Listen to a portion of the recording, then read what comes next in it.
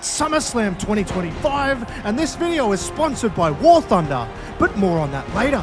Because the action kicks off with a massive battle, and it's Naomi defending the Women's World Championship against Rhea Ripley and Io Sky. And it's the perfect high-octane start because these three women could go. It's full of unbelievable spots, each one ramping up to be crazier than the next. But there's only so much you can take, and as it reaches the deepest and darkest depths of the match, something has to give, and it does. Because Rhea looks for a riptide, but Naomi counters brilliantly, and then drops Rhea on her head. And now she looks for, and nails, a split-legged moonsault. But before she can follow up for the cover, Io swiftly climbs, leaps off, and lands a moonsault of her own. But Naomi used her momentum to roll her through and get the sneaky pin and escape with the win. Naomi successfully defends and rubs it in the face of her two opponents in the process. And it's just after this match that we see footage from earlier in the day, and it's CM Punk arriving ahead of his huge Night 1 main event with Gunther for the World Heavyweight title. And it's the champion that we also see arriving to a host of boos. And the boos continue when Logan steps out alongside Drew McIntyre to take on the unlikely team of Randy Orton and Jelly Roll.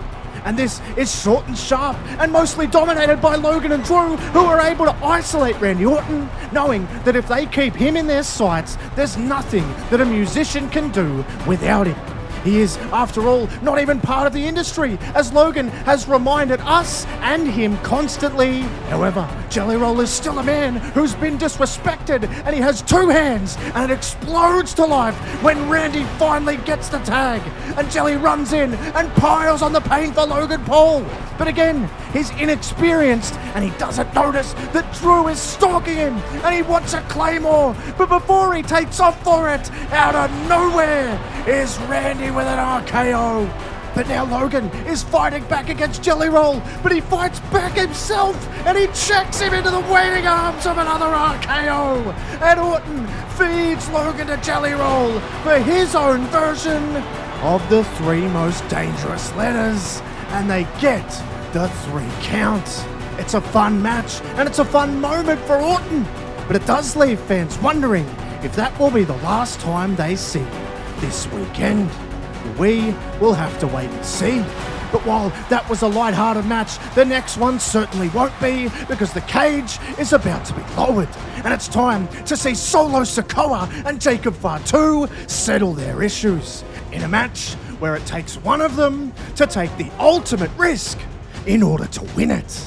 And they go to war, just like you can with today's sponsor, War Thunder. Just enter the links in the pinned comment or description to sign up, because with over 2,500 vehicles to choose from, including planes, helicopters and ships of 10 major nations, and also its realistic graphics and authentic sounds, it's hands down the most comprehensive vehicle combat game out there. But my favourite part is when something gets destroyed, War Thunder shows you exactly how. With their X-ray damage view, you can literally see where the shell hit, what parts were wrecked, and what caused the explosion.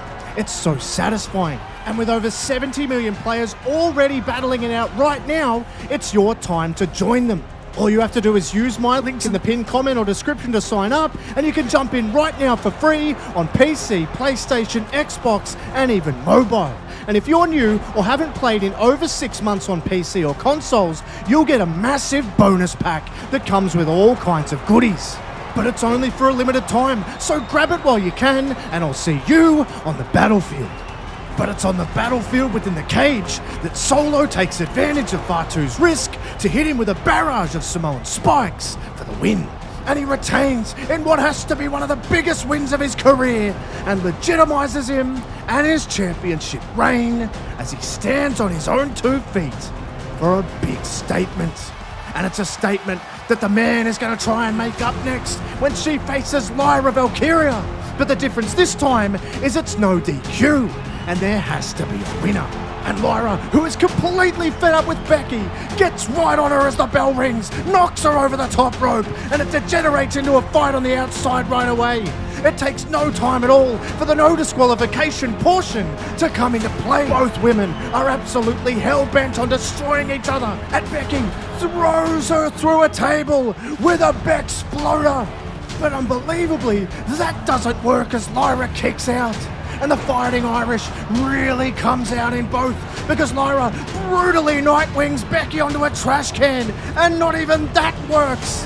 And then they're seen fighting in the corner with a pile of chairs ominously stacked beneath them. And Becky tries to load up Lyra for a giant avalanche manhandle slam for the top, but Lyra reverses and she instead takes up Becky and drops her. Lyra goes to another level and wins back her Intercontinental Championship that was stolen from her. And she silences the man. But will we see lightning strike twice in New Jersey and see another title change in the main event? Well, as they come out and embroil themselves in the battle, it's a back and forth that everyone expected. It's the self-proclaimed best in the world in CM Punk versus a man who might actually be in Gunther. And the crowd are all on their feet after 20 minutes of war because Gunther has dissected Punk from the opening bell. Every chop, every powerbomb, each one more vicious than the last. And CM Punk's ribs are hanging on by a thread. But some way, somehow, he's still alive. And Gunther hoists him up for a third powerbomb, but Punk counters with a Hurricane Rana into the turnbuckle. And now he claws his way back to his feet, and he gets to the outside, looks for a springboard clothesline which connects. He then gets the chance to pick up Gunther for a GTS, but his ribs give out, and Gunther crushes him with a lariat and makes the cover. 1, 2, no. CM Punk survives again. He's hanging on by a thread, and Gunther is furious. He climbs his way to the top rope, looking for the massive splash, but Punk rolls away at the last second, and he gets his chance. He does muscle him up for the GTS, and he hits it, but Punk's body just falls into the cover. But Gunther kicks out again, and Punk looks defeated. He looks spent, and Punk knows that he needs one more. He tries to drag him up, but his body gives out. He can't carry him, and now Gunther locks him in to a rear naked choke and makes sure to have his legs wrapped around the injured ribs, and Punk fades and fades and fades until the referee is forced to call it because Punk never tapped. He's just out cold in the grips of Gunther. And the Ring General doesn't believe in fairy tales and proves it tonight by standing tall with no interference, no tricks, just a dominant, merciless champion at the peak of his powers. And we see Punk dejected, sitting in the corner and wondering if he still has it in him. And Gunther glares back at him, holding the championship that he desperately wants. And he shows respect, but no mercy. Gunther marches on. And we also march on tonight too, where it's that time once again. It's Tiffy time, but she has one of the most stern tests of her WWE Championship run so far against the indomitable Jade Cargill, who flexes her muscle all throughout because she's clearly got the power advantage, which everyone expected. But she's also very, very quick on her feet and displays incredible athleticism. But Stratton is a rising star for a reason and takes to the air to counter the power and speed of her rival. But it's the power of Jade that is almost impossible to deny because she nails Tiffany with Jaded right in the center of the ring. But Stratton remarkably kicks out, which sends Jade off the deep end. And she wants to end it for good. She loads up Tiffany on the top rope and she wants an avalanche Jaded, but Tiffany counters brilliantly and it takes all the wind out of Jade. And then Tiffy hits the prettiest moonsault ever and just barely ekes out the win and announces to the world it's still Tiffy time.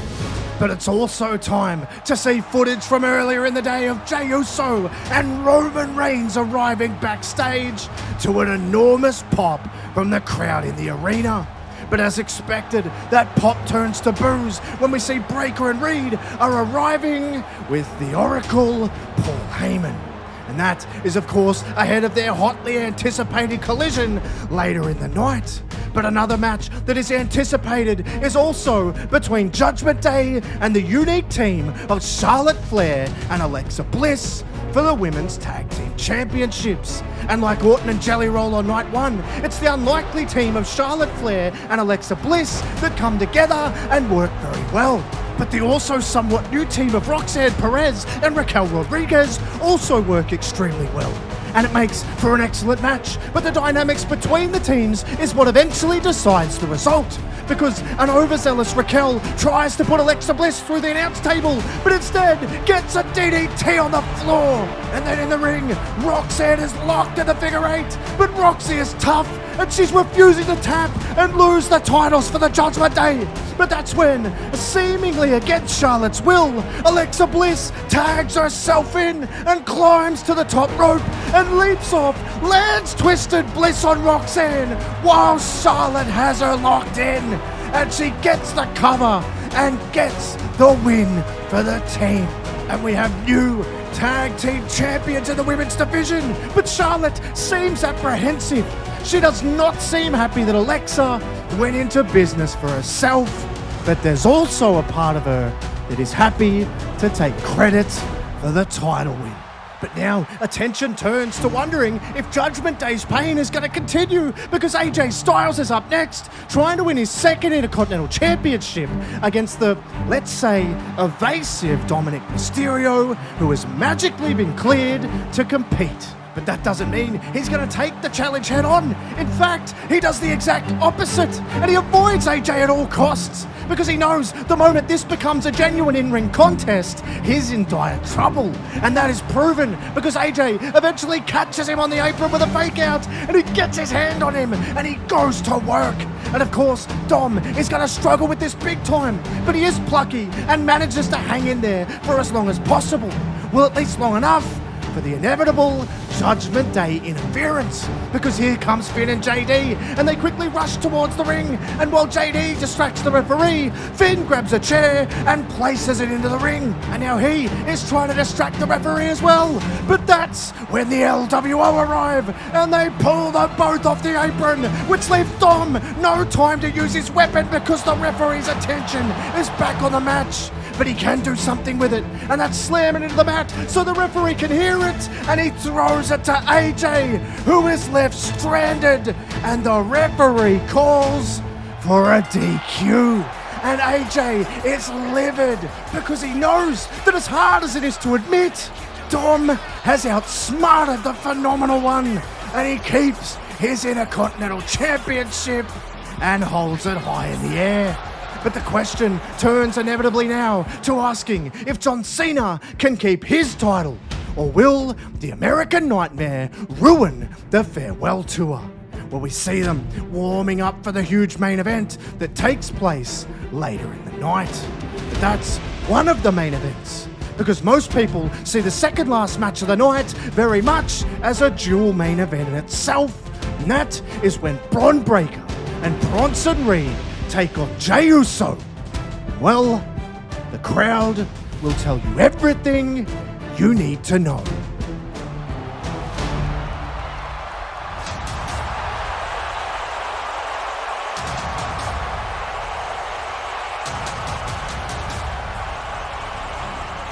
And with the OTC in the building, you know things are going to get crazy. But he doesn't get a chance initially because Jey is immediately isolated and immediately honed in on, immediately hurt by Bron Breakker and Bronson Reed.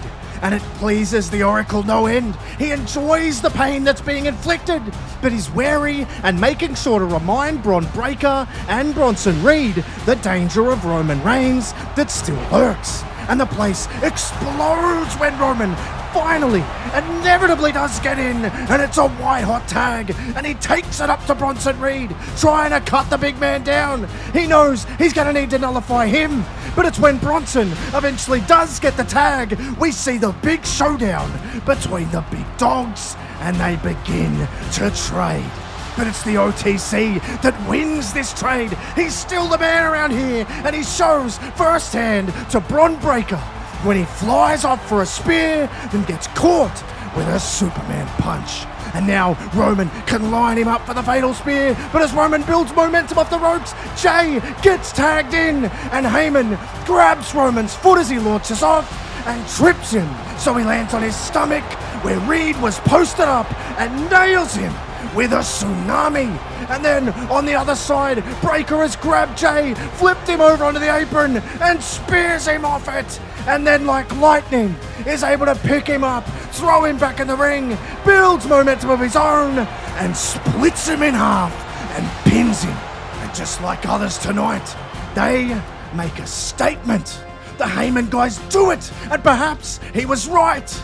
These two are destined for the very top of the mountain. And it might not be a prediction, but a spoiler. However, everyone has their predictions in for the main event of night 2. But no one truly knows how it's going to go. But there's only one way to find out.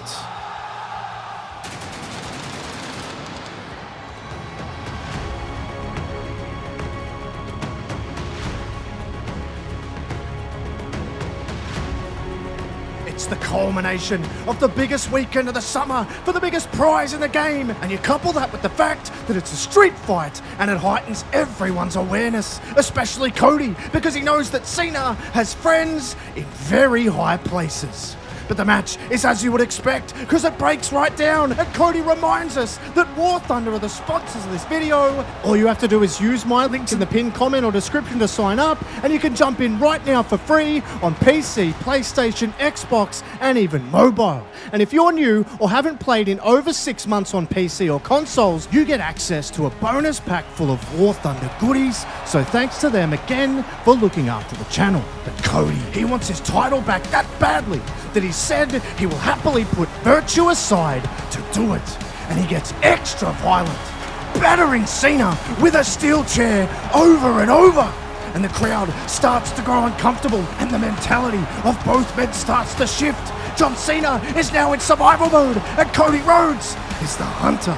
But it's classic Cena. He keeps getting up, he keeps firing back, but Cody is different. There's no sportsmanship, there's no pageantry.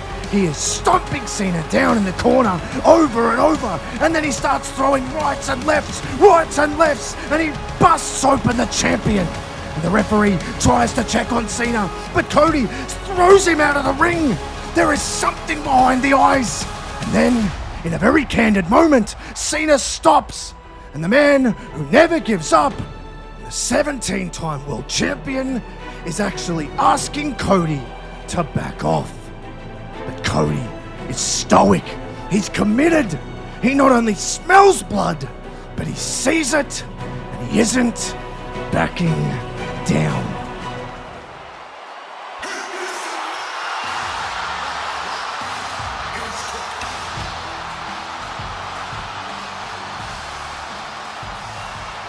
The place explodes! The final boss is here! And Cena's expression has changed because he knew this was going to happen.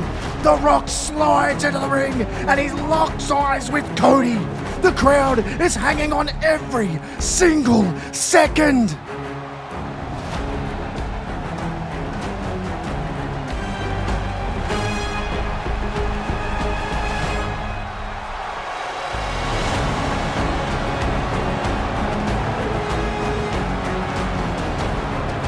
Cody doesn't flinch.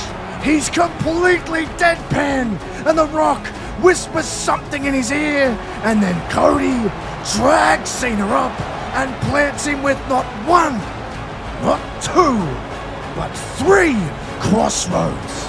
He covers Cena as The Rock watches on as Cody gets the 1, 2, 3.